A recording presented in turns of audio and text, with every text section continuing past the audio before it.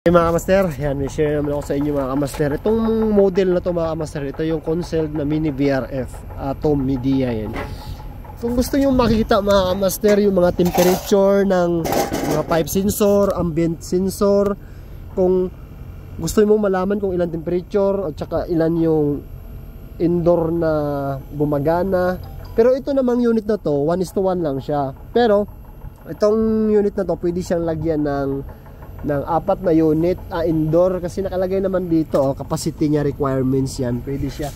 So i-share ko sa inyo kung paano mga kamaster. Then kung makikita nyo yan, makita nyo itong mga kamaster yan. Operating mode, operating fan speed, total indoor unit capacity requirements, tapos yung mga T3 condenser temperature, T4 outdoor ambient temperature. Makikita nyo dito lahat mga kamaster. Kahit sa ilang amperahe yung yan makikita nyo yan. Input current, compressor current, makikita nyo rin dito lahat. Hindi nyo na kailangan ng clamp meter. Madali lang. Ito mga kamaster, makikita nyo itong switch to. Yan switch to spot check description. Yan. Dito tayo medyo kasi maliwanag. Takpan natin para kitang kita sa video. Oo, kita mga kamaster. Yan, kita naman siguro.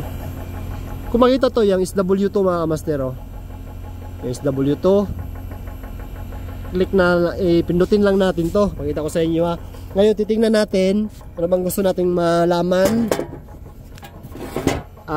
Check natin tong itong number 5 T3 condenser temperature.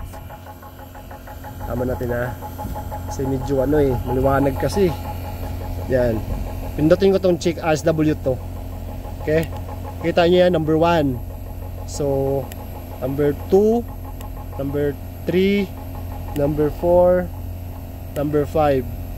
So ito yung number 5 yan. Makita nyo 39.2 degrees Celsius yung T3 condenser temperature.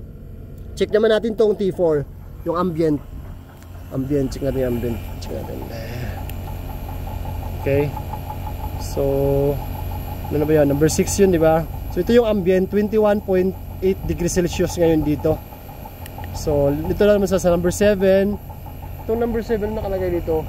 Yung number 7, T5 discharge temperature. Yun makita nyo, 57.6 degrees Celsius.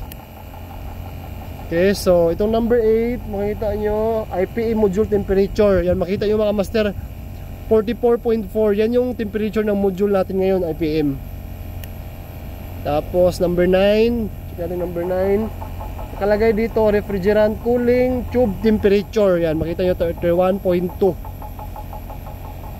Yung temperature niya, 31.0 degrees Celsius. Yan, depende sa sa fan din, kung ano kabilis yung ikot niya.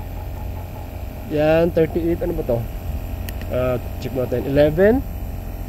Yan, input current. Yan, makita nyo, 11.8 yung amperahe mga kamaster. Tapos check naman natin tong number 12. Ito yung compressor current.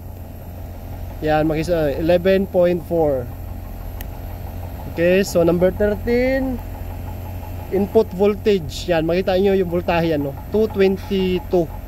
So hindi nyo na kailangan ng clamp meter, di ba? Makikita nyo dito lahat. Yan, tsaka number 14, check natin number 14 yung nakalagay dito. DC voltage naman to. Yan, makita nyo 372 sa DC voltage nya. Ito naman 15, T2B average temperature. Yan yung temperature nya. Yan, 4 degrees Celsius. Itong number 16, ito number 16, T2A condenser temperature. Yan. So ito namang number 17, total number of indoor. So isa lang indoor nito. Yan, makita yung number 1. Okay. So number 18, number of operating indoor. So isa lang din. So ito yung model name. Number 20 is system address 0. 21 is compressor error code. So wala. So yung ganun lang mga master. So mga ganitong mabilis lang, di ba? So itong mga unit na to, kahit wala tayong clamp meter, makikita natin lahat dito yung amperahe. Kahit hindi tayo magdala ng thermometer, makikita rin temperature dito, yung ambient makikita rin dito. Okay, so master, medyo mainit na, kailangan natin bumaba. Thank you for watching, ingat lagi.